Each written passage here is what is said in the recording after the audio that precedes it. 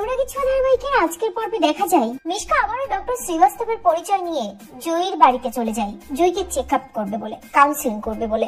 হঠাৎ সাক্ষ্য খেয়াল করে দেখে মিশকা বসে আছে। সাক্ষ্য মিশকাকে বলে, ডক্টর শ্রীবাস্তব আপনি এখানে? মিশকা সাক্ষ্যকে বলে যে জয়ীর কাউন্সিলিং এর জন্য এখানে এসেছি। সামনেই তো জয়ী চোখের অপারেশন, তাই ভাবলাম যে ওকে একটু কাউন্সিলিং করালে ওর সুবিধা হবে। জয়ী কিছুতেই মিশকার কাছে কোনো কাউন্সিলিং নিতে চায় না। জয়ী চিৎকার করে বলতে থাকে, না না না পাপা, আমার কিছু দরকার নেই, আমার কাউন্সিলিং প্রয়োজন নেই, আমি সাহসী, আমি পারবো, আমার অপারেশনে ভয় হয় না। কিন্তু তবুও মিশকা জোর করতে থাকে। মিশকা বলতে থাকে যে জয়ী বেবি, তুমি যদি আমার থেকে কাউন্সিলিং নাও তাহলে তোমার সুবিধাই হবে, আমি তো বুঝি, এই জন্যই বলছি। অন্যদিকে সাক্ষ্য বুঝতে পারে জয়ী এটা চাইছে না, তাই সাক্ষ্য মিশকাকে বলে যে দেখুন ডক্টর শ্রীবাস্তব, আমার মেয়ে জয়ী এটা চাইছে না, আর তাছাড়া ওর মা আছে, তাই আপনি চিন্তা করবেন না, এসব নিয়ে আপনাকে ভাবতে হবে না, আমরা বিষয়টা ম্যানেজ করে নেব। কিন্তু মিশকা সাক্ষ্যকে বলে যে সে তো ডক্টর, অন্যদের থেকে অনেক বেশি ভালো বোঝে, তার জন্যই একবার জয়ী চেক আপ করতে চাইছে। জয়ী বুঝতে পারে মিশকার কথা না শুনলে মিশকা এখানে দাঁড়িয়ে বাড়াবাড়ি করেই যাবে, আর মিশকা তার মায়ের ক্ষতিও করে দিতে পারে, তাই মিশকাকে অন্যভাবে হ্যান্ডেল করতে হবে। তাই জয়ী মিশকাকে বলে, ঠিক আছে ডক্টর শ্রীবাস্তব, আমি আপনার থেকে কাউন্সিলিং নেব, চলুন আপনি। এই বলেই মিশকাকে নিয়ে নিজের ঘরে যায় জয়ী। মিশকা এই সুযোগে জয়ীকে ভয় দেখাতে থাকে। জয়ীকে বলতে থাকে যে জয়ী অনেক বাড়াবাড়ি করছে, জয়ী যদি তার মাকে নিজের পরিচয় জানিয়ে দেয় তাহলে কিন্তু তার মাকে সে শেষ করে ফেলবে। জয়ী আর ভয় পায় না। জয়ী মিশকাকে বলে যে মিশকান্টি, তুমি ভুলে যেও না যে আমি জানি তুমি মিশকা, তুমি টিস্কা নও, তাই তুমি যদি আমার মায়ের কোনো ক্ষতি করো, মিশকা মরে গেছে ঠিক আছে, কিন্তু টিস্কা সে তো শাস্তি পাবি, তাই তোমাকে কিন্তু জেলে যেতে হবে। আমার মায়ের মারের কথা ভুলে যেও না, আমার মা কিভাবে তোমাকে মেরেছিল সেটা মনে রেখো। আমার পরিচয় যদি সকলের সামনে আসে তাহলে আমি তোমার পরিচয়ও সবার সামনে নিয়ে আসবো, তোমার মুখোশ সকলের সামনে খুলে দেবো, সবাইকে বলে দেবো তোমার আসল নাম।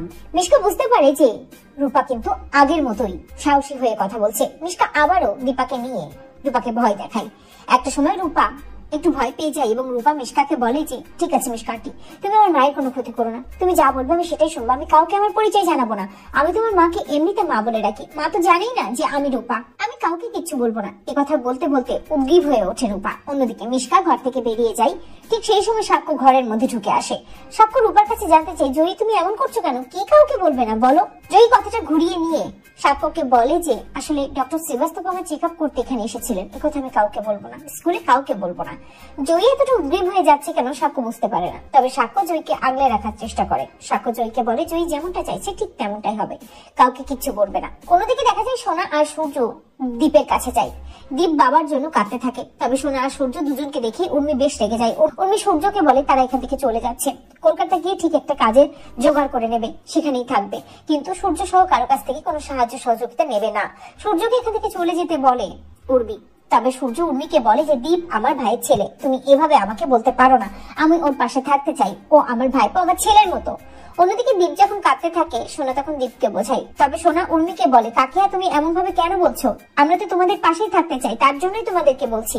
কিন্তু সোনাকে ধমক দিয়ে বলে উর্মি যে আমি তোর সাথে কোনো কথা বলছি না, তুই আমার সাথে কোনো কথা বলবি না সোনা, আর মনে রাখিস আমি তোর ব্যবহার ভুলে যাইনি, তোকে তোর বাবা ভয় পেতে পারে, তোর মা ভয় পেতে পারে, কিন্তু আমি ভয় পাই না। যে মেয়ে জোর করে তার বাবার বিয়ে দিতে চাই অন্য কারোর সাথে, মায়ের সব চিহ্ন জীবন থেকে মুছে ফেলতে চাই, সেই মেয়ের সাথে আমার কোনো কথা নেই, আমি তোর কোনো কথাই শুনতে চাই না। উর্মি সোনাকে কঠিন জবাব দিয়ে বুঝিয়ে দেয় সোনা তার মায়ের সাথে অন্যায় করছে, বাবার সাথে অন্যায় করছে। সোনা যখন দীপ কাঁদতে থাকে দীপকে বলে যে ভাই ভাই তুই কাঁদিস না, আমার মা ঠিক তোর বাবাকে ফিরিয়ে নিয়ে আসবে, আমার মা যা বলে ঠিক তাই করে। ঠিক সেই সময় দীপা জয়কে নিয়ে হাজির হয় এবং সোনার মুখে মা ডাক শুনে দীপা সোনাকে বলে কি বলে ডাকলি তুই আমাকে, মা বলে ডাকলি, বল না সোনা মা বলে ডাকলি?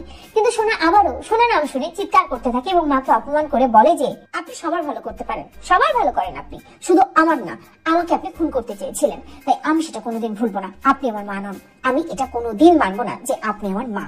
এই বলে সোনা উদ্গ্রীব হয়ে ওখান থেকে বেরিয়ে যায়। সূর্য সোনাকে নিয়ে বেরিয়ে যায়। গাড়ি করে যেতে যেতে সোনা কাঁদতে থাকে এবং সোনা সূর্যকে বলে বাবা আমি কাকি আর ভাইয়ের কথা ভেবেই ওখানে গিয়েছিলাম, কিন্তু কাকি আমাকে এমন ভাবে বললো।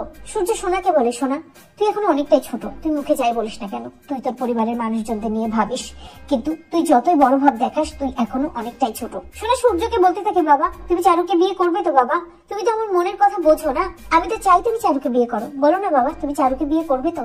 অন্যদিকে দেখা যায় মিশকা চক্রান্ত করে এবং একটা লরি ড্রাইভারকে ঠিক করে দীপাকে গাড়ি চাপা দেওয়ার জন্য। লরিটা দীপার দিকে এগিয়ে যায় এবং দীপাকে ধাক্কাও দেয়, দীপা মাটিতে লুটিয়ে পড়ে যায়। অপরদিকে দেখা যায় জয়ী ছুটতে থাকে মা মা বলে এবং সাক্ষ্যর কাছে গিয়ে একজন জানায় যে দীপার অ্যাক্সিডেন্ট হয়েছে। তো বন্ধুরা তোমরা এটাই চাও তো যে মিশকা চক্রান্ত থেকে যেন মাকে রক্ষা করতে